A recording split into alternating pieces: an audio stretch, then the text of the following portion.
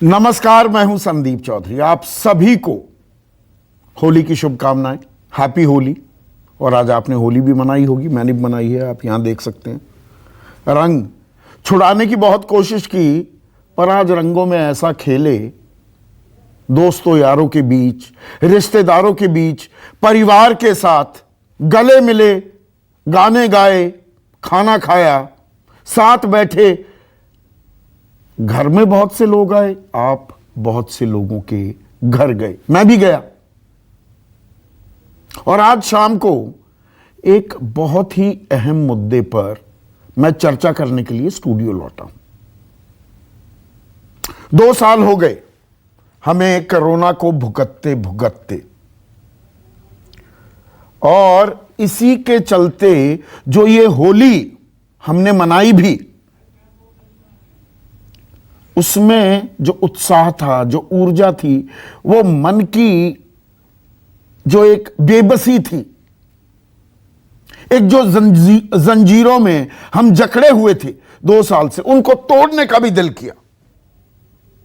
लेकिन एक खबर भी आई, एक नहीं कई खबरें आई दुनिया के अलग अलग हिस्सों से, ईस्ट एशिया से, साउथ ईस्ट एशिया से लेकर यूरोप तक। और खबर क्या, मैं आपको परेशान करने के लिए, डराने के लिए यह जानकारी नहीं देने वाला हूं, लेकिन हमें सजग रहना होगा। और कोई खबर ऐसी आती है जिसमें सावधानी जो है, जो हम बरतते आए हैं, उसे बरकरार रखने की दरकार, वो पुकार साफ सुनाई दे, तो वो आपके साथ साझा करनी जरूरी हो जाती है। 3 लहर झेल चुके हैं हम कोरोना की, चौथी लहर की भी आहट सुनाई देने लगी है। छोटी मोटी खबर नहीं है, आंकड़े छोटे मोटे नहीं हैं, इसीलिए आपका ध्यान आकर्षण करवाना चाह रहा हूं। कल साउथ कोरिया में, दक्षिण कोरिया में 6,20,000 नए मामले सामने आए। 6,20,000 छोटा मोटा आंकड़ा नहीं होता। एक हफ्ते में 24 लाख नए मामले आए हैं कोरोना के। जर्मनी में 15 लाख, वियतनाम में 12 लाख। ये पूर्वी एशिया, साउथ ईस्ट एशिया, दक्षिण पूर्व एशिया के इलाके हो गए। और अगर मैं यूरोप की बात करूं तो फ्रांस में 5.25 लाख और ब्रिटेन में 4.25 लाख से ज्यादा नए मामले सामने आए हैं। अब विश्व स्वास्थ्य संगठन जो है वो ये कह रहा है नई लहर का खतरा बरकरार है।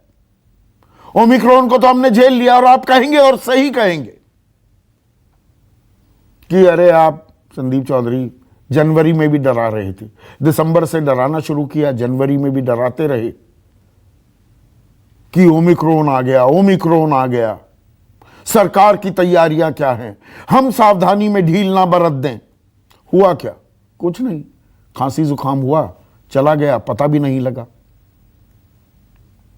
लेकिन विश्व स्वास्थ्य संगठन कह रहा है पूर्वी यूरोप में, ईस्टर्न यूरोप, आजकल उस पर निगाहें हमारी बहुत हैं, यूक्रेन में लगातार युद्ध जारी है, तो आर्मीनिया, अजरबैजान, बेलारूस, जॉर्जिया, यहां कोरोना के, कोविड के मामले दोगुने हो गए हैं। यूक्रेन, रूस में भी ये मामले तेजी से बढ़ रहे हैं। सबसे ज्यादा तेज रफ्तार हांगकांग और साउथ कोरिया में है, और इजराइल में अब एक और वेरिएंट मिल गया है। अब इसमें लक्षण क्या है कि बुखार, हल्का फुल्का बुखार हो जाएगा, सिर दर्द, मांसपेशियों में दर्द की शिकायत, थकान, फेफड़े में नहीं गले में ज्यादा आक्रमण कर रहा है यह वेरिएंट। आप फिर कहेंगे, और सही कहेंगे, यार भाई मौसम बदलता है हमेशा की तरह, वो खांसी जुकाम नजला हो जाता है, उस पर इतने परेशान क्यों हो रहे हो, और खुद ही परेशान नहीं हो, हमें भी परेशान करने पर आमादा हो। पर वर्ल्ड हेल्थ ऑर्गेनाइजेशन वो ये कह रहा है कि हमें कड़ी निगरानी रखने की जरूरत है। और इसी के चलते कल भारत सरकार के स्वास्थ्य सचिव, ये चिट्ठी है भारत सरकार द्वारा जारी, राजेश भूषण ने सभी राज्यों और केंद्र शासित प्रदेशों को लिखा और कहा कि कोरोना खत्म हो गया है, ये सोचकर लापरवाह ना हो जाइए। यानी कि कोरोना अभी बरकरार है। जीनोम सीक्वेंसिंग पर जोर शोर से काम करने की जरूरत है कि पता लगे कहां पर इसकी मार पड़ सकती है और यह मार कितनी गंभीर है या बस टच करके निकल जाएगी। सैंपल्स हमें पर्याप्त मात्रा में चाहिए जीनोम सीक्वेंसिंग के लिए, और जो 5-fold स्ट्रैटेजी है, 5 कदम हमें लगातार उठाते रहने पड़ेंगे। Test, track, treat, vaccinate and adherence to COVID appropriate behaviour. Testing करिए, ट्रैक करिए कि कहां गया है भाई, अगर पता लगता है कुछ मरीज सामने आते हैं उनका ट्रीटमेंट कीजिए। टीकाकरण जरूरी है, वैक्सीनेशन, और 2 गज की दूरी, मास्क है जरूरी। अब ये कहना तो आसान है, एडवाइजरी जारी हो गई, स्कूल खुल रहे हैं, बच्चे जा रहे हैं। मेरा बेटा भी अब स्कूल जाने लगा। 27 मार्च से इंटरनेशनल फ्लाइट्स जो हैं वो बिल्कुल नॉर्मल हो जाएंगी। सब कुछ तो खुल रहा है, दफ्तर खुल रहे हैं, सिनेमा हॉल्स खुल रहे हैं, जिम्स खुल गए हैं, बार्स खुल रहे हैं, रेस्टोरेंट खुल रहे हैं, मॉल्स खुल रहे हैं। गाड़ी में अब आपको मास्क लगाने की जरूरत नहीं। ये दिल्ली में जो कायदा है, आपकी अपनी गाड़ी है, आप अपने परिवार के साथ हैं तो आपको मास्क लगाने की जरूरत नहीं। और ओमिक्रॉन तो चला गया, कुछ हुआ नहीं। तो ये सवाल भी हैं अपने आप में। बच्चों को अब ना जाने दे, फिर से वो खेले कूदे ना। 2 साल से घर में कैद कर रखा है। हमारे बड़े बूढ़े, हमारे माता पिता, हमारे बुजुर्ग वो मॉर्निंग वॉक्स तक पर नहीं जा रहे थे। तो ये सूरत हाल हमें क्या बता रहा है और हमें क्या करना होगा, और यह बताने के लिए देश ही नहीं दुनिया के टॉप डॉक्टर्स आज मेरे साथ होली के दिन वक्त बिताने के लिए भी तैयार हुए, ताकि वो आपको समझा सके कि ये नई लहर की जो बात है ये है क्या। ऐसे में आज का सबसे बड़ा सवाल, आने वाली है कोरोना की 4थी लहर और होगा खांसी जुकाम या होंगे गंभीर परिणाम। चर्चा में मेरे साथ doctor S K. Sarin, vice chancellor हैं ILBS के, डॉक्टर अरविंद कुमार, चेयरमैन हैं centre for chest surgery Medanta Medicity के, डॉक्टर राहुल भार्गव, डायरेक्टर हैं फोर्टिस हॉस्पिटल गुरुग्राम के, doctor D.K. Gupta, senior paediatric हैं, CMD हैं फीलिक्स हॉस्पिटल के, और डॉक्टर राजे नारायण, डायरेक्टर हैं, कार्डियोलॉजिस्ट हैं सेंट जॉर्जेस हॉस्पिटल लंदन में। तो डॉक्टर राजे नारायण, आज मैं आपसे शुरुआत करना चाहूंगा। होली के दिन हम ये चर्चा कर रहे हैं और हमारा मकसद कतई भी दहशत फैलानी, और दहशत में तो हम जिए हैं 2 साल से, पर जब ये आंकड़े आते हैं कि जी 6,20,000 एक दिन में मामले आ गए साउथ कोरिया में, जहां आप बैठे हैं वहां पर एक हफ्ते में 4.25 lakh cases, 4,80,000 to be precise, France में 5.25 लाख। तो इस खबर को हम कितनी गंभीरता से लें, और इस लहर का कहर क्या ये घातक भी हो सकता है या खांसी जुकाम होगा और चली जाएगी। जी Sandeep ji, thank you very much show पे इनवाइट करने के लिए। जहां से आपने अपने आंकड़े में बताया कि वर्ल्ड ओवर में केसेस काफी तेजी से बढ़ रहा है। कल डॉक्टर टेड्रोस ने, WHO ने बताया कि जो ये टिप ऑफ आइसबर्ग है, तो टिप ऑफ आइसबर्ग का मतलब कि शायद जितना केस अभी हम देख रहे हैं शायद उससे दुगना, तिगुना, 4 गुना, 10 गुना शायद ज्यादा केसेस पूरे वर्ल्ड में ऐसे फैले हुए हैं शायद अभी। नंबर ऑफ केसेस इंग्लैंड में भी काफी तेजी से बढ़ रहे हैं, जैसा आपने बताया कि कहीं करीब 5 लाख केसेस हो गए लास्ट एक हफ्ता में। हमारे यहाँ एडमिशंस लास्ट एक वीक में 3,500। आप जानते हैं इंग्लैंड बहुत ही छोटा देश है और करीब 3,500 एक्स्ट्रा लोग, लास्ट वीक हमारे यहाँ करीब 8,000 लोग हॉस्पिटल में थे, आज के दिन में 12,000 लोग हॉस्पिटल में एडमिट हो गए। तो नंबर ऑफ केसेस चारों तरफ बढ़े, फ्रांस में भी बढ़े और सब जगह यूरोप में भी बढ़े। लेकिन एहतियात बरतना बहुत जरूरी, जैसा कि हम जान रहे हैं कि शायद वर्ल्ड का फोकस अब ज्यादा यूक्रेन और रशिया पे चला गया, इसके चलते शायद न्यूज में भी अब कहीं नहीं आता, जिसके चलते लोग अलर्ट हो सके, जिनको जानकारी मिल सके। और खास करके आपके चैनल ने इसको मुहिम को स्टार्ट किया तो बहुत अच्छी बात है, क्योंकि ये जो हम आज डिस्कशन कर रहे हैं ये डराने के लिए नहीं है, बल्कि अवेयरनेस क्रिएट करने के लिए कि ये आप एक छोटी से अपने अवेयरनेस के चलते, आप अपना प्रिकॉशन के चलते आप अपने आप को बचा सकते हैं, अपने परिवार को बचा सकते हैं। अगर आप यंग है और अगर आप वैक्सीनेटेड है तो हाँ, आपको चांसेस माइल्ड होगा कोविड और हल्की सर्दी खांसी बुखार होकर ठीक हो जाएंगे। लेकिन आप उनके बारे में भी सोचिए जो आपके घर में आपके जो बुजुर्ग हैं, जो एल्डरली हैं, किसी के घर में आप जाते हैं जो कि बुजुर्ग हैं, कोई जरूरी नहीं कि उनको सिर्फ माइल्ड होके हो जाए, उनको हो सकता है कि कोई खराब तरह का कोविड हो सकता है, क्योंकि वो इम्यूनो कॉम्प्रोमाइज रहते हैं, इम्यूनिटी उनकी वीक रहती है, तो वो हॉस्पिटल में जा सकते हैं, उनका डेथ भी हो सकता है। आपने कहा 3,500, डॉक्टर राजे नारायण, 3,500 लोगों को 5 लाख केसेस हैं, उनको हॉस्पिटलाइजेशन की, अस्पताल में भर्ती कराने की जरूरत पड़ी। तो क्या ये क्रिटिकल केसेस थे या माइल्ड नहीं, थोड़ा माइल्ड से ऊपर सिम्टम्स थे कि हॉस्पिटलाइजेशन की जरूरत पड़ी?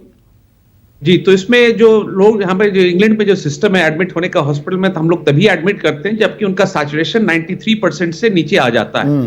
तो जिनको भी ऑक्सीजन की जरूरत पड़ रही है उनको हम लोग हॉस्पिटल में लाते हैं, अपने वार्ड्स में रखते हैं, एचडीयू में रखते हैं, और ऑब्वियसली अगर उनको ऑक्सीजन रिक्वायरमेंट बढ़ता है तो उनको क्रिटिकल केयर में ले जाते हैं।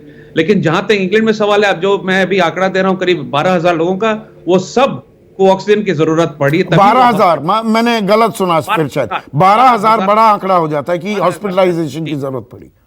जी जी,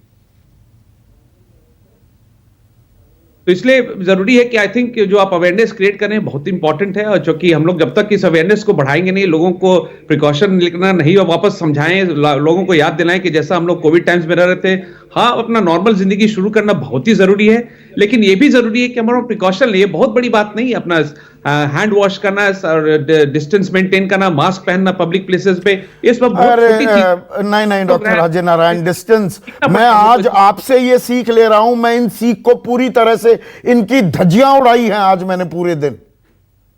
मेरे घर में भी लोगों का रेला था, जिनके पास गया वहां रेला था, सब हम जफियां पा रहे थे, रंग लगा रहे थे, मुंह से मुंह सटाकर बातें कर रहे थे, हंस रहे थे, टिटोली कर रहे थे, चीख रहे थे, चिल्ला रहे थे, गा रहे थे।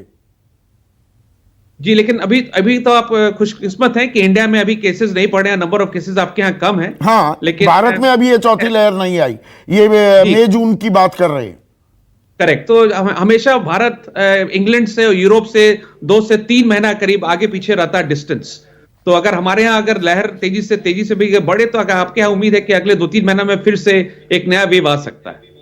डॉक्टर एसके सरीन, अब ये जो वेव की बात है, देखिए जब भी हम लहर की बात करते हैं कि एक और लहर आ गई, तो वो जो मंजर, खौफनाक मंजर था जिसमें ऑक्सीजन के लिए मारामारी, दवाइयों की कालाबाजारी, गिड़गिड़ाना, आप सभी डॉक्टर्स से न जाने मैंने कितनी पैरवी की होंगी कि सर ये आदमी बहुत जरूरतमंद है, प्लीज इसको भर्ती कर लीजिए, इसको ऑक्सीजन की जरूरत है, वो मंजर सामने आ जाता है। पर इसके बारे में जो बताया जा रहा है कि भाई बुखार, खांसी, गले में खिंचाव होगा, थोड़ा सा मसल्स, मांसपेशियों में दर्द की शिकायत होगी, तो ये तो चेंज ऑफ सीजन में भी होता है। तो ये वो चेंज ऑफ सीजन में खांसी जुकाम और एक कोरोना के चलते जो होना है, उसमें क्या फर्क है? देखिए, 2 बातें हैं। एक तो बहुत अच्छा डॉक्टर राजे नारायण ने बताया, इसी में 2-1 बातें पहले मैं बताऊं, क्योंकि लोगों को ये अंदाज नहीं है कि ये वायरस जो हम लोग देख रहे हैं ओमिक्रॉन हमारे यहाँ या लंदन में देख रहे हैं या कोरिया में या इजराइल में, उनमें थोड़ा सा क्या अंतर है। ओमिक्रॉन जो है, पहले ही मालूम था हम लोगों को कि ये 5 से 13 गुना ज़्यादा रैपिडली फैलता है, और उसके भी 2 मेजर तरीके हैं। उसका जो एक वेरिएंट B2 है, जैसे हम लोगों के यहाँ करीब ILBS में, इंसाकॉग में करीब 2700 सैंपल का जीनोम सीक्वेंस हुआ, तो जो ओमिक्रॉन के हैं उसमें 97% लोगों में B2 वेरिएंट है, और B2 जो है सबसे ज़्यादा तेजी से फैलता है। तो हमें ये समझना चाहिए कि जो भारत में वेरिएंट है, वो वेरिएंट बहुत तेजी से फैलने वाले वायरस का एक रूप है, और जो इजराइल में पाया गया B1 B2 का मिक्सचर, जो कि नया एक रिकॉम्बिनेंट है, वो हो सकता है और तेजी से फैले, पर अभी पता नहीं। तो हमें यह मालूम है कि एक नया वायरस का स्वरूप और जो वायरस ओमिक्रॉन था उसका जो फैलने वाला स्वरूप हमारे यहाँ एग्जिस्ट करता है, तो हम उसको इग्नोर नहीं कर सकते, साइंटिफिकली उसे समझना पड़ेगा। दूसरा भाग यह है कि अगर आपने वैक्सीन लगवा भी ली है, दोनों शॉट्स लगवा ली हैं, तो भी ये वेरिएंट आपको ओमिक्रॉन का कर सकता है। उसमें सक्सेस रेट वैक्सीन की बहुत अधिक नहीं है, किसी भी वैक्सीन की नहीं, इसमें और सर एक तीसरा और बात हमारा- है डॉक्टर सरीन, इसमें एक और बात है। हाँ। देखिए, जो वैक्सीनेशन भी है और जबरदस्त काम किया सरकार ने, टीकाकरण जो लक्ष्य है उसके लगभग हम नजदीक पहुंच गए हैं, ऑलमोस्ट 100% वैक्सीनेशन की तरफ हम जाते दिख रहे हैं। पर उसमें भी तो सर एक कैच है ना, कि ये कुछ दिनों के बाद आपको बूस्टर शॉट्स लगवाने पड़ेंगे। अब बूस्टर शॉट्स में भी मैंने कई डॉक्टरों से बात की, कुछ लोग भाई अभी 60 साल से ऊपर वालों को लग रहे हैं या कोमोर्बिडिटीज वालों को लग रहे हैं, बहुत से मेरी उम्र के लोग भी कि भाई किसी डॉक्टर को जानते हो लगवा दो, हमें बूस्टर शॉट चाहिए। और बहुत से डॉक्टर्स ने, डॉक्टर सरीन, ये भी कहा कि अब बूस्टर शॉट की जरूरत नहीं है। तो वैक्सीन आपने लगवा रखा है, वो इफेक्टिव नहीं है, तो नए सिरे से पूरा कार्यक्रम फिर शुरू करना पड़ेगा क्या? नहीं, मैं कह रहा था 2 लगवाने के बाद में आप उतने प्रोटेक्टेड नहीं हैं, और आपने बिल्कुल सही पकड़ा कि तीसरा लगवाना अगर आप लगवा लें तो उसका इफेक्ट लॉन्ग लास्टिंग है। इम्यूनिटी आपकी एक बार रिमेंबर करती है कि ये वायरस आया था या उसका प्रोटीन आया था, तो बहुत समय तक आप बचे रह सके। तो तीनों लगवाएं अगर संभव हो सके, और आप उस एलिजिबिलिटी क्राइटेरिया में फिट हो, पर लगना सबको चाहिए। और मेरे विचार से अगर वैक्सीन मार्केट में अवेलेबल हो जाए तो आप सबको लगवा लेनी चाहिए। पर ये याद रखना है कि ये वैक्सीन डज नॉट मीन कि आप पूरी तरह से प्रोटेक्टेड हैं। स्पेशली जो वैक्सीन के बाद में नए वेरिएंट्स आए हैं, उन्हें हम एस्केप वेरिएंट्स कहते हैं। मतलब वैक्सीन होने के बावजूद वायरस कैसे बचेगा, तो वो अपना रूप बदल रहता है। These are called vaccine escape variant. ये घातक भी हो सकता है क्या सर? अभी क्या कुछ जो अर्ली ट्रेंड्स है, नया वेरिएंट है, अभी पूरी जानकारी आप लोगों के पास भी नहीं है, पर ये घातक भी हो सकता है या खांसी जुकाम करेगा? देखिए, आम आदमी की दिलचस्पी इसमें है। घातक इसलिए हो सकता है कि जो लोग पहले वल्नरेबल हैं, उन लोगों में जरा सा भी अगर वायरस का इन्फेक्शन हो, ओमिक्रॉन हो, तो वो घातक हो सकता है। पर हाँ, जनरल साधारण लोगों में अभी तक मैं ये भय नहीं फैलाना चाहूंगा कि ओमिक्रॉन का जो नया वेरिएंट है, चौथी लहर है। पर अगर हम टिप ऑफ द आइसबर्ग देखें तो शुरुआत में ही अगर हम इसके लिए बचाव के काम नहीं करेंगे तो बहुत प्रॉब्लम। ना हमारे यहाँ इन्फेंट्स, ना हमारे यहाँ 12 साल से छोटे बच्चे, ना 15 और 12 का एज ग्रुप, ये सारा का सारा एक्सट्रीमली वल्नरेबल है। और हमारे टोटल 2 वैक्सीनेशंस भी करीब 60% में लगे। तो 40% पॉपुलेशन भारत में ऐसी है जिनको 2 डोसेज भी नहीं लगे। हाँ, तो ये इसलिए 130 करोड़ लोगों का देश है। हाँ, तो करीब 59-60% में 2 डोसेज लगी हैं, बाकी में 2 डोसेज अभी भी नहीं लगी, एक ही डोज लगी है। तो we are vulnerable as it is in 40%। और अगर नया वेरिएंट आ गया, आई होप नॉट, तो मुश्किलें आ सकती हैं। डॉक्टर दीपक गुप्ता, मैं बच्चों की बात आपसे तफसील से करूंगा, लेकिन पहले डॉक्टर अरविंद मुझे एक चीज बताइए। देखिए, मोटा मोटा एहतियात क्या बरती जाए कि भाई 2 गज की दूरी, मास्क है जरूरी, मास्क लगाइए और हाथ धोते रहिए। अब जब सब खुल रहा है डॉक्टर अरविंद, ऑफिसेज खुल गए हैं, होटल्स खुल गए हैं, रेस्टोरेंट खुल गए हैं, मॉल्स खुल गए हैं, इंटरनेशनल फ्लाइट्स भी फुली नॉर्मलाइज हो रही हैं, हम होली जैसे मना रहे थे, तो ये मास्क लगाना, 2 गज की दूरी, मास्क है जरूरी, ये तो अब ऐसा लगता है कि पुरानी बात हो गई। और हम मास्क कब तक लगाते रहें? मेरे घर में मेरे माता पिता बुजुर्ग हैं, वो मास्क लगाते रहें। ये एक बेसिक सवाल बहुत लोगों ने पूछा, भाई मास्क हमारा ये तो एक आर्टिफिशियल प्रोटेक्शन है ना, ये हमारी जिंदगी का हिस्सा नहीं है। मास्क के जरिए ही मैं सांस लेता रहूंगा, क्या मेरी छाती, मेरी चेस्ट कमजोर नहीं पड़ेगी क्या? संदीप जी, 3 चीजें। पहले तो आपको मैं बधाई देना चाहूंगा कि ज्यादातर टीवी चैनल्स तो अब इस इशू को भूल गए हैं, सारा ध्यान दूसरी चीजों पे है। आपने एक बहुत समय रहते यह प्रोग्राम किया है, लोगों को आने वाली खतरे से सचेत करने के लिए, तो आप डेफिनेटली बधाई के पात्र हैं। एक बात। दूसरी चीज, डॉक्टर राजेश नारायण और प्रोफेसर एस.के. सरीन दोनों ने जो इसके मूल मुद्दे हैं वो काफी विस्तार से समझा दिए हैं कि हाँ, ये वेरिएंट है या ओमिक्रॉन का ही दूसरा रूप है, जो भी है, ये आ रहा है, ये काफी देशों में बढ़ रहा है। डॉक्टर राजेश नारायण ने बिल्कुल पते की बात कही कि फर्स्ट वेव से लेकर थर्ड वेव तक हर बार भारत यूरोप के मुकाबले 2, 3 या 4 महीने बाद में वो इफेक्ट हुआ है। ये फर्स्ट में भी हुआ था, सेकंड में भी, थर्ड में भी, और शायद अब फोर्थ में भी यही होगा। और ये आईआईटी कानपुर की प्रेडिक्शन भी थी कि मई जून तक हमारे यहाँ फोर्थ वेव आएगी। तो अब हम ये उम्मीद करके चले कि शायद अगले महीने या उससे अगले महीने हमारे यहाँ भी फिर केसेस बढ़ेंगे। अब सवाल ये उठता है कि हम उसको रोकने के लिए क्या कर सकते हैं। जैसा आपने कहा, सारी चीजें खोल दी गई हैं, तो 2 चीजें हैं जो हमारे हाथ में हैं। हालांकि हम जानते हैं कि वैक्सीन, डॉक्टर सरीन ने बताया कि वैक्सीन से ये एस्केप कर रहा है, बट फिर भी कहीं ना कहीं तो वैक्सीन से, और स्पेशली अगर आपने थर्ड डोज लगाई है, तो देखिए प्रोटेक्शन थोड़ा बहुत तो जरूर आएगा। तो एक तो चीज जो हमारे हाथ में है कि जिन्होंने सेकेंड डोज ड्यू है वो सेकेंड डोज लगवाएं, जिसकी थर्ड डोज की एलिजिबिलिटी है वो थर्ड डोज लगवाए, और जिसने अभी तक, कुछ लोग ऐसे भी होंगे जिन्होंने कुछ भी नहीं लगवाया है, वो अपनी फर्स्ट या सेकंड लगवाएं। तो ये तो एक इजीली हमारे हाथ में करने वाली चीज है जो हम कर सकते हैं, जिससे हमें इन्फेक्शन से और मोर इंपॉर्टेंटली सीरियस डिजीज और डेथ से डेफिनेटली प्रोटेक्शन मिलेगा। एक बात। दूसरी बात, आपने कही कि सब कुछ खुल गया है, तो अब हम मास्क है जरूरी, 6 गज की दूरी, वो सब कैसे करें। तो देखिए, जरूर ठीक है, खुल गया है, बट फिर भी आपने ये जो प्रोग्राम किया है, आपके प्रोग्राम के माध्यम से आई एम श्योर लोगों को ये पता लगेगा कि अब चौथी वेव का खतरा आ गया है, और जिस सशक्त तरीके से आप मैसेज कन्वे करते हैं, आई एम श्योर लोग इसको मानने लगेंगे। क्योंकि प्रायः चूंकि ये टॉपिक टीवी से बिल्कुल गायब हो गया था, शायद लोगों ने ये धारणा कर ली थी कि शायद कोरोना अब दुनिया से चला गया। नहीं डॉक्टर अरविंद एक सेकंड में मैं एक बड़ी प्रैक्टिकल सी बात कहूंगा। मैं गांव देहात में, गली मोहल्लों में बहुत घूमता हूं।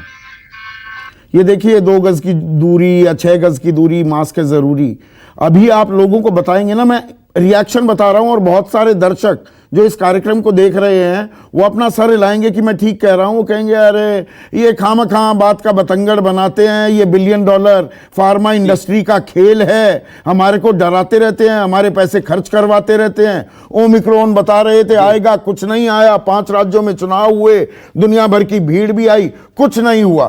खोदा पहाड़ निकली चुहिया, ये अब फिर डराने आ गए। मैं जनमानस की बात बता रहा हूं, आम जनमानस की, और उसमें ये एहतियात कैसे बरता जाएगा, यही लाख टके का सवाल है, यही यक्ष प्रश्न है। डॉक्टर अरविंद।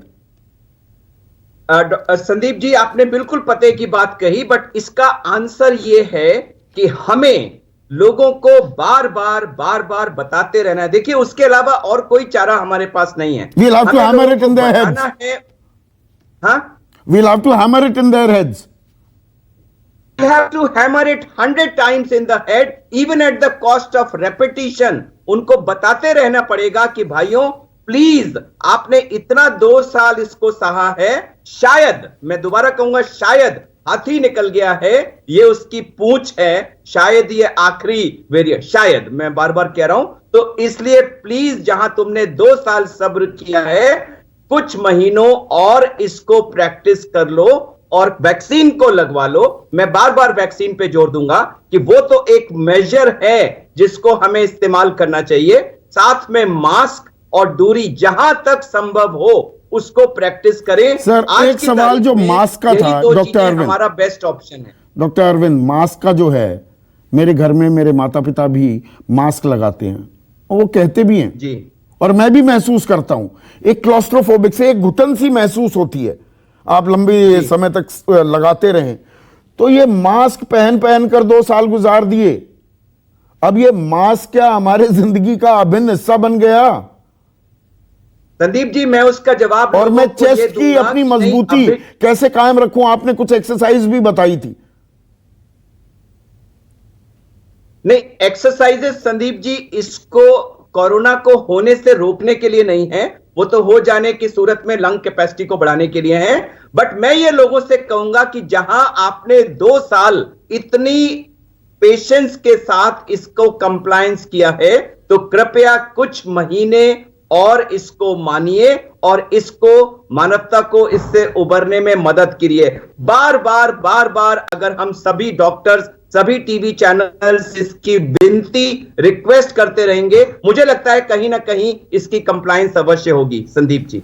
डॉक्टर राहुल भार्गव, आप मुस्कुरा रहे थे कुछ सवालों पर देखिए जो डॉक्टर राजे नारायण ने कहा, जो 10,000 से भी ऊपर 13-14,000 लोग हॉस्पिटलाइज हुए हैं, 93 से नीचे जिनका सैचुरेशन है उनको हॉस्पिटलाइज करते हैं। ये सैचुरेशन ही तो सबसे बड़ी गंभीर समस्या यहां भी आती है। और हमारे बड़े बुजुर्गों में, अभी बच्चों पर तो मैं डीके गुप्ता साहब से बात करूंगा, तो हमारी तैयारी क्या है। अब असल बात आ जाती है तैयारी को लेकर, क्या हम वो तैयारी कर रहे हैं। जीनोम सीक्वेंसिंग का अपने ही इंस्टीट्यूट का उदाहरण दिया डॉक्टर एसके सरीन ने, क्या हम पर्याप्त मात्रा में वो सैंपल्स अभी क्रिएट और कलेक्ट कर रहे हैं कि टेस्ट ट्रेस और ट्रीट कर पाएं जो मरीज आने वाले दिनों में जिनकी संख्या बढ़ सकती है। संदीप जी नमस्कार, सबको हैप्पी होली, होली की शुभकामनाएं। अब अपन थोड़ा सा विस्तार से समझते हैं। 8% केसेस वर्ल्ड में बढ़े हैं, चाइना में 27% और मोर्टालिटी 25% से कोरिया और चाइना में बढ़ी है। हमको वहां का पर्यावरण समझना जरूरी है। साउथ कोरिया, न्यूजीलैंड और चाइना वो कंट्रीज थे जहां पे अर्ली लॉकडाउन हुआ और नेचुरल इन्फेक्शन नामात्र के बराबर हुआ। हर वेव में वो सफर करते गए, वैक्सीनेशन के बाद भी सफर करते रहे। पहली बात ये कि वैक्सीनेशन फुल मैकेनिज्म सबसे बड़ी बात है। दूसरी इंपॉर्टेंट चीज, जब डेल्टा वेव के मुकाबले में अमेरिका में ओमिक्रॉन ने दस्तक दी, तब वहां की 90% जनता को टीकाकरण हो चुका था और 35% जनता को तीसरा टीका लग चुका था, बूस्टर भी लग चुकी थी। उसके बाद भी 17% की ज्यादा मोर्टालिटी डेल्टा वेव से हुई अमेरिका में। हुई एल्डरली पॉपुलेशन, वैक्सीन हेजिटेंसी की वजह से वहां पे मोर्टालिटी ज्यादा। अब हमारे देश का क्या वेव देखते हैं, तो ओमिक्रॉन ने जितने भी सर्वेज आए, जिन्होंने कहा जनवरी तक 6 लाख केसेस आएंगे, 5.5 लाख केसेस आएंगे, वो फेल क्यों करे। हमारे डेल्टा वेरिएंट से 72%, अगर हम सीरो सर्विलेंस का डेटा देखें तो 72% को डेल्टा रोग चुके थे। उसके चलते वैक्सीनेशन ऑन टॉप 70-80% को एक डोज और 50 से 60% को दूसरी डोज जनवरी तक लग चुकी थी। इसी की वजह से ओमिक्रॉन इतना आया और सिर्फ हमको टच करके चला गया। चौथी इंपॉर्टेंट चीज संदीप जी, जनवरी 22 तक अगर आप डेटा देखें, हमारा 83% वेरिएंट जो था वो BA.2 था। मतलब अमेरिका में BA.1 चल रहा था उस समय, यूके में BA.1 चल रहा था, हमारा BA.2 चल रहा था, जो कि कहा जा रहा है चाइना में कि स्टेल्थ वेरिएंट है, लंग्स को ज्यादा इफेक्ट करता है। इन सबको मुद्दे को अगर हम देखें, आज की स्थिति में 15 साल से ऊपर 95% को एक टीका, 75 से 80% को 2 टीका लग चुका है। 12 से 14 साल का टीकाकरण चालू हो चुका है। प्रोटेक्शन डोज बोले, बूस्टर डोज बोले, स्टार्ट हो चुकी है। इस पर्यावेश में अगर हम देखें संदीप जी, हमको करने की क्या जरूरत है, बात करने की आवश्यकता है। लोगों में वो फटीग ना आ जाए। देखिए हम बार बार बोलते जरूर है 2 गज की दूरी, मास्क, इसका फटीग ना आ जाए। आ चुकी है, आ ना जाए। मैं I am sticking my neck out. मैं आम आदमी की बात बता रहा हूं। आम आदमी थक चुका है कि भैया बहुत हो गया, अब नहीं लगाना मास्क, कुछ नहीं होना। अब आप ये समझिए कि जैसे हम सैटेलाइट से मॉनिटरिंग करते हैं, वैसे ही हमें अपनी एपिडेमियोलॉजिकल मॉनिटरिंग और जीनोमिक सर्विलेंस पे ध्यान देना है। जो बाहर से विदेशी यात्रा करके जिस एरिया से आ रहे हैं उन पे ध्यान देना है। जीनोमिक सर्विलेंस को बढ़ाना है कि कहीं BA.2 के अलावा कोई और नया वेरिएंट दस्तक तो नहीं दे रहा। नहीं, अब यहाँ पर डॉक्टर राहुल भार्गव, राजेश भूषण जो सेक्रेटरी हैं ministry of health and family affairs वाले, वो दिशा निर्देश, ये एडवाइजरी कह दीजिए, तमाम राज्यों और केंद्र शासित प्रदेशों को जारी कर दी गई हैं। भाई मामले हो रहे हैं south east Asia, east Asia और यूरोप में ज्यादा। 27 तारीख से इंटरनेशनल फ्लाइट्स बिल्कुल नॉर्मल तरीके से चलने लगेंगी, तो वो लोग आएंगे ना यहां पर। ये वेरिएंट बाहर से ही तो आया था, ये वायरस बाहर से ही तो आया। बिल्कुल संदीप जी, तो अभी हमको पैनिक करने की आवश्यकता नहीं है। देश में सबसे लोएस्ट स्तर पे अभी हमारे केसेस हैं। जीनोमिक सर्विलेंस को आप सुदृढ़ करिए, वेरिएंट को देखते रहिए, जैसी कोई नया वेरिएंट आता है तब आप अपने स्ट्रिक्ट करें जो दिशा निर्देश है उनको ले आइए। रादर देन हम हर समय लोगों को बोलते रहेंगे कि मास्क पहनिए और आप 2 गज की दूरी करिए। 90% जनता वो नहीं फॉलो करेगी, वो सिर्फ पेपर्स में रह जाएगा, सिर्फ मार्गदर्शन की तरह रह जाएगा, एडवाइजरी की तरह रह जाएगा। पर जो हम सब कुछ खोल रहे हैं, देखिए चाइना का उदाहरण ले, चाइना ने 10 शहरों में कंप्लीट लॉकडाउन कर दिया है। चाइना ओवर रिएक्ट कर रहा है या हम ब्रवाडो कर रहे हैं? Sandeep ji, China over react भी कर रहा है, वहां पे अनवैक्सीनेटेड पॉपुलेशन भी है, और ये कहीं ना कहीं बात पक्की है कि साइनो फार्मा की वैक्सीन की एफिकेसी शायद 50% से भी कम है। तो संदीप जी, हमारे को उनको देख के सीख लेनी चाहिए कि हमारे को जीनोमिक सर्विलेंस को मजबूत करिए, क्योंकि संदीप जी कोई तरीके से हम जनता को मास्क और 2 गज की दूरी आजीवन नहीं पहना सकते। आप देखिए 24 मार्च को हमारी दूसरी वर्षगांठ होगी पहले लॉकडाउन की। आप सोचिए वो मंजर। हम लोगों को बोलते बहुत हैं पर उसको फॉलो करवाना संदीप जी बहुत मुश्किल है। मैसेज बिल्कुल क्लियर है, इस समय नंबर्स कम है, ध्यान रखिए। आप कोई भी ऐसा काम मत करिए जिससे क्लोज डोर में वायरस फैल पाए। लोगों को ध्यान रखना आवश्यक है। सरकार के लिए जीनोमिक सर्विलेंस को सुदृढ़ करना इंपॉर्टेंट है, क्योंकि तभी वो हमको यह बता पाएगी एक्ट फास्ट एंड रन। मतलब एक्ट करिए, फास्ट एक्ट करिए और रन करिए। इसका मतलब यह है कि अगर कोई वेरिएंट नया आता है इजराइल की तरह, आप मास्क और 2 गज की दूरी को उसी तरीके से उतनी स्ट्रिक्टली इंप्लीमेंट करिए, लॉकडाउन करिए, वैक्सीनेशन को बढ़ाइए। हमारा मुद्दा जीनोमिक सर्विलेंस को बढ़ाना, एपिडेमियोलॉजिकल सर्विलेंस को बढ़ाना, क्योंकि इसमें रक्षा जैसे रॉ होती है, आईबी होती है जो इंफॉर्मेशन गैदर करती है। अब हमारे को हेल्थ रिसर्च के लिए वैसी रॉ अथॉरिटीज चाहिए, रॉ जैसी अथॉरिटीज चाहिए जो डेटा इकट्ठा करे और उस पर एक्ट अपॉन करे। बिल्कुल खुफिया एजेंसियों की तरह हमें हमारी एजेंसीज को काम करना पड़ेगा, स्वास्थ्य एजेंसीज को भी। अब मैं अभी और बातों पर भी आऊंगा कि सिर्फ मास्क है जरूरी से आगे हम क्या कर सकते हैं, इंग्लैंड क्या कर रहा है। लेकिन डॉक्टर DK गुप्ता, पहले बच्चों की बात, फिर बाकी सवालों पर आऊंगा। देखिए जैसा बताया और अब देश भी जानता है 12 से 14 साल के बच्चों के लिए भी अब वैक्सीनेशन खुल गई है, पर उससे नीचे के भी बच्चे हैं और बच्चे स्कूल जाने लगे। अब चलो बहुत जगह एग्जाम्स हो गए हैं, छुट्टियां भी हो गई हैं 20-25 दिन की, पर बच्चों के लिए हमें खास क्या एहतियात बरतनी होगी? इस नई जानकारी जो हमारे सामने आ रही है उसे अगर हम संज्ञान में ले तो। संदीप जी बिल्कुल आप ठीक कह रहे हैं।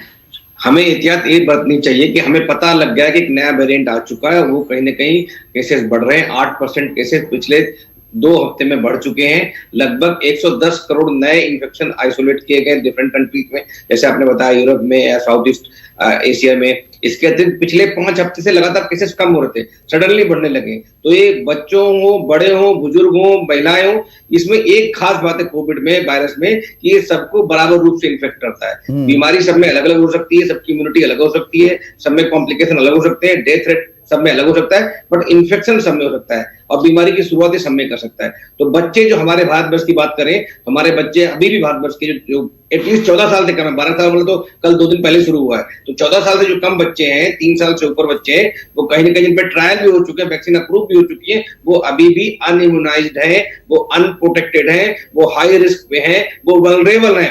और कहीं ना कहीं सरकार ने जो पहले भी हम सबने गलती करी थी, कि गलती ये की थी जब डेल्टा वेव आई थी, उससे पहले यूरोप में त्राहिमाम हो रही थी, वहां पे केसेस बढ़ रहे थे, लॉकडाउन था, दूसरी और तीसरी वेव चल रही थी, फिर भी हमने ध्यान नहीं दिया। हमें लगा कि हमारे इंडियंस की इम्यूनिटी बहुत अच्छी है, बच्चों में इन्फेक्शन नहीं होते, हमारे यहाँ सीरियसनेस नहीं होगी, और वैक्सीनेशन थोड़ा डिले हो गया था और स्लो हो गया था, उसकी वजह से डेल्टा ने त्राहिमाम मचाई थी हमारे यहाँ। ओमिक्रॉन क्यों कम हुआ? कि ओमिक्रॉन में लोग डर चुके थे, इसलिए वैक्सीन का कवरेज बढ़ चुका था, खास करके एडल्ट पॉपुलेशन में 2 डोज बहुत सारे लोगों को लग चुकी थी, खास करके जो हेल्थ केयर वर्कर्स थे वो लगभग सारे इम्यूनाइज हो चुके थे, इसलिए उसका फर्क कम पड़ा। तो अभी सरकार को चाहिए, ऑलरेडी वैक्सीन जो है सब्जेक्ट एक्सपर्ट कमेटी से अप्रूव्ड है, सीडीएस को से अप्रूव्ड है, डीजीसीआई ने अप्रूव कर दी है, हेल्थ मिनिस्ट्री ने अप्रूव कर दी है, सिर्फ मार्केट में लॉन्च करना है। और 2 वैक्सीन तो लॉन्च भी हो चुकी है, कोरोवैक्स लॉन्च हो चुकी है और जो कोवैक्सीन वो लॉन्च हो चुकी है। खाली हमें क्या करना है, हमें बोलना है भाई जो 3 साल से या 5 साल से जो ऊपर के बच्चे हैं उन सबको वैक्सीन अलाउ कर देनी चाहिए, सो दैट तो मतलब टीका सबसे जरूरी है, आप जो कह रहे हैं, जो सरकार को रणनीति बनानी चाहिए। जो लोग वैक्सीनेटेड भी हैं उनको बूस्टर शॉट्स चाहिए, जैसे डॉक्टर एस.के. सरीन ने कहा, बूस्टर शॉट्स का इंतजाम हो। जिन्होंने टीके ही नहीं लगवाए उनको समझाया जाए, भैया टीका लगवा लो, ये किसी पार्टी का नहीं है, ये आपके हित का टीका है। और साथ ही साथ बच्चों के लिए जो टीके जिनके ट्रायल्स हो गए हैं उनको फास्ट ट्रैक करके उनको लगवाने का इंतजाम होना चाहिए, क्योंकि बच्चे तो अब खेलने लगे ना डॉक्टर डी.के. गुप्ता, आपस में स्कूल जा रहे हैं, आप मैदान में जा रहे हैं, और एक बार बच्चों को घर से निकलने की आजादी मिल गई, उनको वापस घर में रोक पाना नामुमकिन है, मुश्किल ही नहीं नामुमकिन है अब वो। बिल्कुल संदीप जी, आप बिल्कुल ठीक कह रहे हैं। बच्चों की बात करें तो हमें होलिस्टिक डेवलपमेंट चाहिए होता है, जिसमें स्कूल जाना बहुत जरूरी है, फिजिकल एक्टिविटी करना बहुत जरूरी है, उनको कनेक्ट स्कूल के अंदर जो एजुकेशन मिलती है वो बहुत जरूरी है। अगर हम सब अलाउ नहीं करेंगे तो बच्चों को कहीं ना कहीं हम डेवलपमेंट को रोक रहे हैं, और उस सब के लिए उनको इम्यूनाइज होना बहुत जरूरी है, उन सबको टीके लगने बहुत जरूरी है। अभी जो 2-3 महीने का समय था उसमें वैक्सीन लगवा सकते थे, लेकिन वो हमने डिले किया। हमें सबको पता है जब भी यूरोप में, एशिया में ये लहर आती है तो 2 से 3 महीने बाद इंडिया में लहर आ जाती है। तो अभी 2 से 3 महीने के बाद हमारे पास गोल्डन टाइम पीरियड है। इस टाइम पीरियड में मैक्सिमम बच्चों को इम्यूनाइज करना चाहिए, फर्स्ट और सेकंड डोज दोनों लग जाने चाहिए। और खास बात एक और बता रहा हूं, ऐसी बहुत सारी स्टडीज हो चुकी है जिसमें देखा गया है कोविशील्ड है या कोवैक्सीन वैक्सीन है जो एस्ट्राजेनिका की या जो हमारे ऑक्सफोर्ड ने डेवलप करी है, उसकी जो इम्यूनिटी है वो 3 महीने से लेकर मैक्सिमम 9 महीने तक है। मतलब जिन लोगों को सेकंड डोज लग भी चुकी है और 8-9 महीने से ज्यादा हो चुके हैं, वो सारे दोबारा वल्नरेबल हो गए बीमारी डेवलप करने के लिए, इन्फेक्शन होने के लिए। तो उन सबको भी booster as possible, as early as possible लग जानी चाहिए, अदरवाइज उनको भी दोबारा इन्फेक्शन हो सकता है। और खास करके जो बच्चे हैं या बुजुर्ग हैं, जो कोमोर्बिड पेशेंट है, उनको तो लगनी ही चाहिए। लेकिन इस समय जो हम लोग जो एडल्ट पॉपुलेशन की बात करते हैं, जिसमें अभी अलाउ नहीं किया सरकार ने, वो भी इन्फेक्शन को तो युद्ध स्तर पर ये काम करना होगा। डॉक्टर राहुल भार्गव, आप कुछ कहना चाह रहे थे। मैं मोटा पॉइंट सरकार का ध्यान आकर्षण कर रहा हूं कि 100 दिन का वक्त लगा लीजिए, 3 महीने अगर लगाते हैं, 100 दिन की एक टाइमलाइन, हमारा एक टारगेट होना चाहिए कि बच्चों की भी वैक्सीनेशन हो, और जिन्होंने वैक्सीनेशन कर ली, 2 टीके लगवाए, उनके बूस्टर डोज लगवाने का भी इंतजाम तत्काल किया जाए। यह प्रायोरिटी होनी चाहिए वॉर फुटिंग पर सरकार के लिए।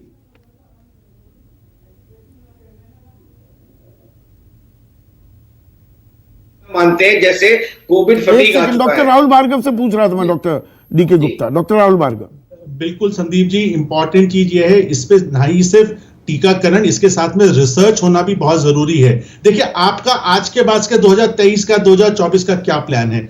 आपको किस प्रकार से बूस्टर लगेगी? आपका जो भी डेटा अभी तक है वो अमेरिका से है कि 6 महीने पे लगे या 9 महीने पे लगे? क्या हमारा इंडिजीनियस कोई डेटा है? डॉक्टर सरीन है, डॉक्टर बाकी राजेंद्र नारायण है, डॉक्टर अरविंद कुमार है, डॉक्टर डी.के. गुप्ता है, कि क्या हमारे पास ऐसी रिसर्च चल रही है कि टीकाकरण हर 9 महीने में कराना पड़ेगा, हर 1 साल में कराना पड़ेगा? क्योंकि अब हमको लॉन्ग टर्म गोल्स पे सोचना संदीप जी आवश्यक है। अब हम शॉर्ट टर्म की जगह मास्क और 2 गज की दूरी से बाहर निकल के, जो इस समय इंपॉर्टेंट पॉइंट है, वेनिंग इम्यूनिटी, इम्यूनो कॉम्प्रोमाइज में कैसी होगी, इम्यूनो कॉम्पिटेंट में कैसी होगी, नया वेरिएंट आ रहा है या नहीं आ रहा है, एपिडेमियोलॉजिकल सर्वेलेंस कितना हमारा सुदृढ़ है, इनको हमारे को मद्देनजर रख के, मतलब मोटी मोटी बात यह है कि this corona virus is here to stay. मैं डॉक्टर नहीं हूं, बाकी अगर मैं गलत कह रहा हूं तो doctor Arvind, doctor Sarin, please इसे रेड फ्लैग कर दीजिएगा कि this virus is here to stay. हमें इसके खिलाफ अपना सुरक्षा कवच कैसे मजबूत करना है, ये एक लॉन्ग टर्म प्लान होनी चाहिए। राजेंद्र नारायण साहब, आपसे शुरू कर रहा हूं लास्ट सवाल का सिलसिला। देखिए, मास्क की बात, वैक्सीन की बात हमने कर ली, इसके अलावा इंग्लैंड में इस वक्त क्या एहतियात बरती जा रही हैं बढ़ते नंबर्स को लेकर, और भारत के लिए क्या सबक है? 40 second sir, please.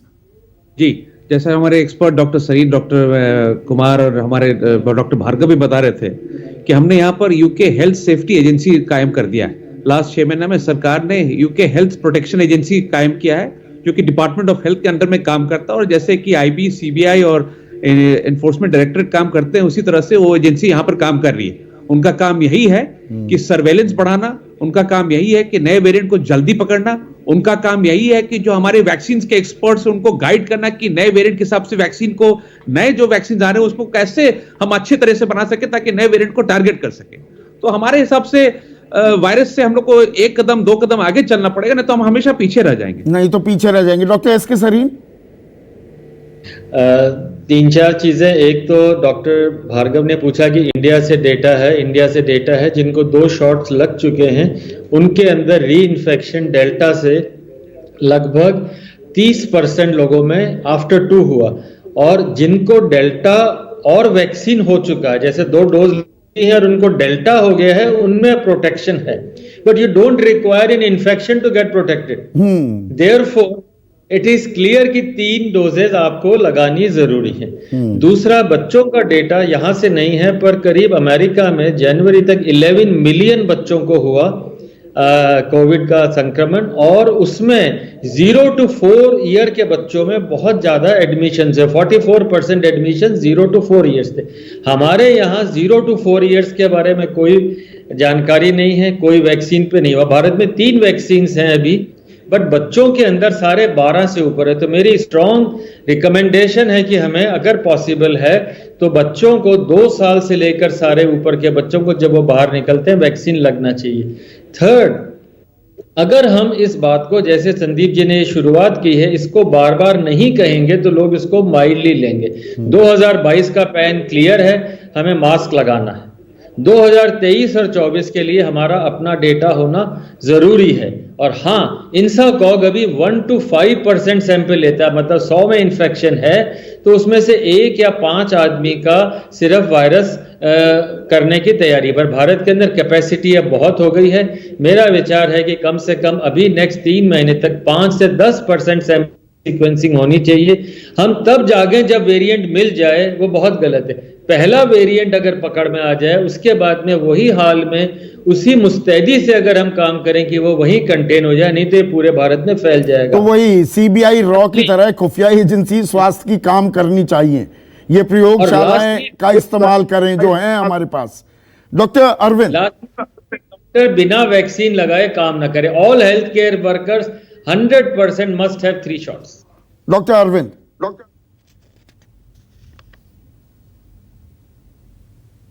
Sandeep ji, हम लौट फेर के अगर बिल्कुल क्लियर मैसेज पब्लिक को दें तो क्या मैसेज दें? एक मैसेज बड़ा क्लियर है कि वैक्सीन अभी भी हमारा सबसे इफेक्टिव हथियार है, जो पब्लिक को करने वाला काम है। जो मॉनिटरिंग की बात हम कर रहे हैं वो तो ऐसी चीज है जो सरकार को और एजेंसीज को करना है, उनको नहीं करना होगा। सरकार की लॉन्ग टर्म प्लान होनी चाहिए। सिर्फ ये कह देना आज ही हमने रिकॉर्ड तोड़ टीके लगवा दिए, टीकों से बात नहीं बनेगी।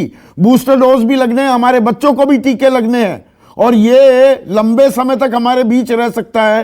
तो यहां लॉन्ग टर्म प्लानिंग होगी, ताली बजाने का काम कतई नहीं है अभी। संदीप जी, हम में से कोई भी डॉक्टर, मुझे नहीं लगता ये विश्वास करता है कि ये कोविड अगले कुछ साल में हमारे से चला जाएगा। 100 साल पहले जो स्पेनिश फ्लू हुआ था वो किसी न किसी वेरिएंट के रूप में, फ्लू वायरस के रूप में आज भी मौजूद है। इससे पहले भी मर्स, सार्स, जितने भी वायरसेस आए थे वो सब अभी भी H1N1 अभी भी यदा कदा हमारे आईसीयूज में मोर्टेलिटी कॉज कर रहे हैं। उसी तरह से ये कोविड भी यहां रहने वाला है। हमें डेफिनेटली इसकी एक लॉन्ग टर्म स्ट्रेटजी करनी है जिससे हम इस पर कंट्रोल भी रखें और साथ साथ नॉर्मल जिंदगी। तो हमारा जो स्वास्थ्य मंत्रालय है, एक मानस है सर, डॉक्टर, वैक्सीन पर जरूर ध्यान देना चाहिए। डॉक्टर अरविंद, स्वास्थ्य मंत्रालय को बड़ा मंत्रालय, अहम मंत्रालय कभी नहीं माना जाता है इस देश में। विदेश मंत्रालय, रक्षा मंत्रालय, गृह मंत्रालय। मेरा यह मानना है कि आज की तारीख में जैसी सूरत हाल में हम जी रहे हैं, डॉक्टर DK गुप्ता, स्वास्थ्य मंत्रालय देश का सबसे अहम मंत्रालय होने वाला है और उसको वो जिम्मेदारी अब निभानी होगी। हमें लॉन्ग टर्म प्लानिंग पर जाना होगा। वरना हर तीसरे महीने खतरे की घंटी बजाकर काम नहीं चलेगा। बिल्कुल आप ठीक कह रहे हैं संदीप जी। जैसे हम लोग रक्षा मंत्रालय की बात करते हैं जो हमारे देश की सुरक्षा करता है, हमारी बाउंड्रीज की सुरक्षा करता है, बॉर्डर्स की सुरक्षा करता है, ऐसे ही स्वास्थ्य मंत्रालय हमारी जो जनता है उसकी स्वास्थ्य की सुरक्षा करता है, उसकी जीवन और मृत्यु को उसको बचाता है, उसके मृत्यु से बचाता है, उसको वैक्सीनेट करवाता है। तो हमारे पास इसमें 2-3 स्ट्रेटजी है जो सबसे इंपॉर्टेंट। एक तो ग्लोबल इसका रेप्लिकेशन एंड ट्रांसमिशन रुकना चाहिए, वो जब भी पॉसिबल है जब सर्विलेंस को बढ़ाएंगे, हम जब जीनोम सीक्वेंसिंग बढ़ाएंगे, और दूसरा पॉइंट उसमें है कि जब हम वैक्सीनेशन ग्लोबली बढ़ाएंगे। ऐसी बहुत सारी अफ्रीकन कंट्रीज हैं जो गरीब कंट्रीज हैं, वहां पे भी सिंगल डोज भी नहीं लग पाई है। 70-80% पॉपुलेशन ऐसी है जिसको एक भी वैक्सीन नहीं लगी है। हमारे देश में जिनको लग चुके हैं वो सबकी इम्यूनिटी बीन ऑफ हो चुकी है। तो कहीं ना कहीं हमारे देश की बात करें तो बूस्टर डोज की रिक्वायरमेंट है, सर्विलेंस बढ़ानी है, बच्चों को वैक्सीनेट कराना है, और जो फ्लाइट्स बाहर से आ रही हैं वहां पे टेस्टिंग ट्रेसिंग बहुत ज्यादा स्ट्रिंजेंट होनी चाहिए। हम सबको पता है बहुत सारे लोग वहां पे एस्केप कर जाते हैं, और उसकी वजह से जब केसेस अंदर आ जाते हैं, जब हम 4 और 10 केस की बात करते हैं तो वो टिप ऑफ आइसबर्ग होती है और होते हजारों केस हैं। तो कहीं ना कहीं वो तो मोटी मोटी बात, ये घबराने की जरूरत नहीं है, पर ये खतरा है, ये क्लियर एंड प्रेजेंट डेंजर है, और हम भविष्य के गर्त में नहीं जा सकते हैं। हमें नहीं मालूम, हमें अभी जो पता लग रहा है कि खांसी जुकाम, मांसपेशियों में दर्द, थोड़ी थकान, ये लक्षण आएंगे, पर ये घातक भी हो सकते हैं। We can not rule out that possibility. उस आशंका को खारिज नहीं किया जा सकता है। तो जैसे सरकार ने 2 टीके लगवाए, वैसे ही अब बूस्टर डोज के लिए भी एक लॉन्ग टर्म प्लान होनी चाहिए। हमारे बच्चों के लिए भी, 2 साल से ऊपर के बच्चों के लिए, अभी 14 साल से ऊपर ही काम हो पाया है, वो हमें फास्ट ट्रैक करना होगा। जीनोम सीक्वेंसिंग पर ध्यान देना होगा। स्वास्थ्य एजेंसियां सीबीआई रॉ की तरह काम करें, और लॉन्ग टर्म प्लानिंग हमें करनी होगी, और स्वास्थ्य मंत्रालय को वो अहम भूमिका निभानी होगी। इसी उम्मीद के साथ फिर से हैप्पी होली। सभी डॉक्टर्स का बहुत बहुत शुक्रिया, आपने कीमती वक्त निकाला। Thank you so much. आज के लिए बस इतना ही। नमस्कार।